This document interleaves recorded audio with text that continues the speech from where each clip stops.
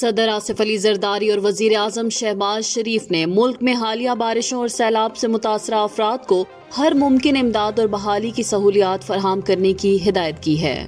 دونوں رہنماؤں نے اپنے الگ الگ بیانات میں متعلقہ اداروں کو ہدایت کی کہ وہ متاثرہ علاقوں میں امدادی کارروائیاں تیز کریں اور ریلیف کے عمل میں کسی قسم کی کوتاہی نہ برتی جائے۔ انہوں نے ملک کے مختلف حصوں میں بارشوں اور سیلاب کے باعث قیمتی جانوں کے ضیاع پر گہرے دکھ اور افسوس کا اظہار کیا اور متاثرہ خاندانوں سے ہمدردی کا اظہار کیا۔ وزیر اعظم شہباز شریف نے national disaster management authority NDMA کو ہدایت کی ہے کہ وہ صوبائی حکومتوں اور دیگر متعلقہ محکموں کے ساتھ مسلسل رابطے میں رہ کر تمام ضروری سہولیات کی فراہمی کو یقینی بنائے۔ وزیر اعظم نے متعلقہ اداروں کو ہدایت کی ہے کہ متاثرین تک فوری ریلیف پہنچایا جائے اور آئندہ دنوں میں ممکنہ کسی بھی ہنگامی صورتحال سے نمٹنے کے لیے تمام تیاریاں مکمل رکھی جائیں۔ انہوں نے نیشنل ہائی وے اتھارٹی اور فرنٹیئر ورکس آرگنائزیشن کو سیلاب سے متاثرہ شاہراہوں اور سڑکوں کی بحالی کا کام تیز کرنے کی بھی ہدایت کی ہے۔ وزیر اعظم محمد شہباز شریف نے کہا ہے کہ چین پاکستان اقتصادی راہداری کی ترقی کے تناظر میں پاکستان میں چینی باشندوں کا تحفظ اب مزید اہمیت کا حامل ہو چکا ہے۔ انہوں نے کہا کہ حکومت ملک میں چینی برادری کے لیے ایک محفوظ اور کاروبار دوست ماحول فراہم کر رہی ہے۔ پورے ملک میں عالمی معیار کے مطابق سیف سٹی منصوبے تعمیر کیے جا رہے ہیں تاکہ چینی باشندوں کی سیکیورٹی کو مؤثر بنایا جا سکے۔ وزیر اعظم نے چین کو ہمارا دوست ملک قرار دیتے ہوئے کہا کہ چین کے ساتھ ہمارے تاریخی بھائی چارے کے تعلقات ہیں اور چینی بھائیوں کا تحفظ حکومت پاکستان کی اولین ترجیح ہے۔ وزیر اعظم کی زیر صدارت ملک میں چینی باشندوں کی سیکیورٹی انتظامات کے حوالے سے جائزہ اجلاس بھی منعقد ہوا جس میں مختلف سیکیورٹی اقدامات پر تبادلہ خیال کیا گیا۔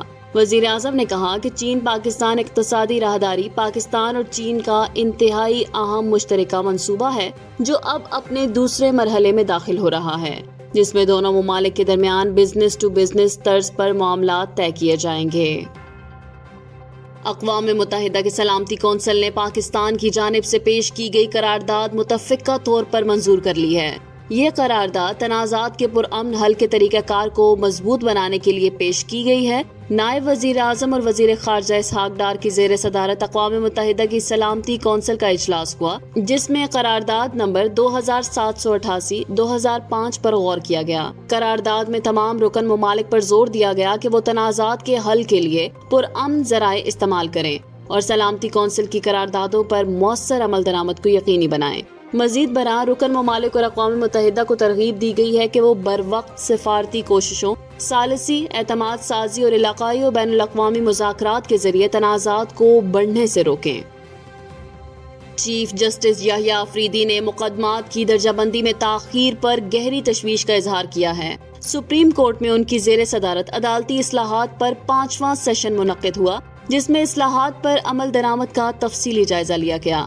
اجلاس میں بتایا گیا کہ 89 اصلاحاتی اقدامات میں سے 26 مکمل ہو چکے ہیں جبکہ دیگر 44 پر پیش رفت جاری ہے۔ چیف جسٹس نے تمام شعبوں کو ہدایت کی ہے کہ آئندہ اجلاس سے قبل تمام کام مکمل کیا جائے تاکہ اصلاحات کا عمل مؤثر طور پر آگے بڑھ سکے۔